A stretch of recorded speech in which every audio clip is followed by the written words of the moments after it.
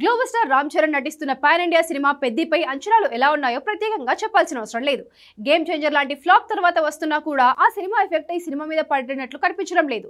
ఉప్పెన fame Buchibabu తెరకెక్కిస్తున్న ఈ sports drama Indian Hercules కోడి రామ్మూర్తి నాయుడు జీవితం ఆధారంగా రూపొందుతున్నట్లు తెలుస్తోంది. దీని మీద అధికారికంగా క్లారిటీ లేదు, కానీ సినిమా తెరకెక్కుతున్న తీరు చూస్తుంటే మాత్రం ఖచ్చితంగా ఇది కోడి రామ్మూర్తి నాయుడు బయోపిక్ అని ప్రచారం అయితే గట్టిగానే జరుగుతోంది. ఉత్తరాంధ్ర నేపథ్యంలో ఈ సినిమాను రూపొందిస్తున్నాడు బుచ్చిబాబు. జాన్వీ కపూర్ హీరోయిన్ గా శివరాజ్ కుమార్, జగపతి బాబు కీలక పాత్రల్లో నటిస్తున్నారు.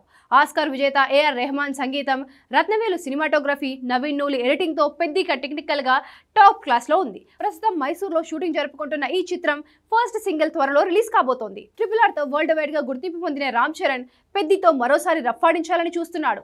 పైకి మాస్ సినిమా లాగా కనిపిస్తున్నా కూడా లోపల మాత్రం ఎమోషనల్ డెప్త్, ఇంటెన్స్ పర్ఫార్మెన్స్ ఉండేలా చూసుకుంటున్నాడు బుచ్చిబాబు. ముఖ్యంగా క్లైమాక్స్ అరగంటకు పైగా ఉంటుందని, హై ఎమోషనల్ గా సాగే ఈ క్లైమాక్స్ దంగల్ సినిమాను గుర్తు చేస్తుందని తెలుస్తోంది. ఈ సినిమాతో రామ్ చరణ్ నేషనల్ అవార్డు అందుకుంటాడని ఫ్యాన్స్ ధీమాగా ఉన్నారు. నిజానికి రంగస్థలంలో చెవిటివాడి పాత్రలో అద్దరగొట్టినప్పుడే చరణ్ కు జాతీయ అవార్డు వస్తుందని అందరూ అనుకున్నారు, కానీ మిస్ అయింది. అయితే పెద్ద సినిమాతో మాత్రం అది అస్సలు మిస్ కాదు అంటున్నారు వాళ్ళు. బుచ్చిబాబు బలమైన కథ, గ్రిప్పింగ్ స్క్రీన్ ప్లే, చరణ్ నటనతో ఈసారి అవార్డు నడుచుకుంటూ రావాల్సింది అంటున్నారు ఫ్యాన్స్. కరోనా పీక్స్ లో ఉన్నప్పుడే ఉప్పెన సినిమాతో 100 కోట్ల కలెక్షన్స్ తో పాటు జాతీయ అవార్డు సాధించాడు బుచ్చిబాబు. ఇప్పుడు పెద్దితో మరో బ్లాక్ బస్టర్ అందించేందుకు సై అంటున్నాడు.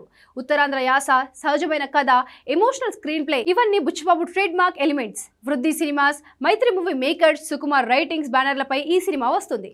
2026 మార్చి 27న చరణ్ పుట్టినరోజు సందర్భంగా విడుదల కానుంది పెద్ది. మరి అభిమానులు కోరుకున్నట్లు ఈ సినిమాతో చరణ్ కు నేషనల్ అవార్డు వస్తుందా లేదా అనేది చూడాలి.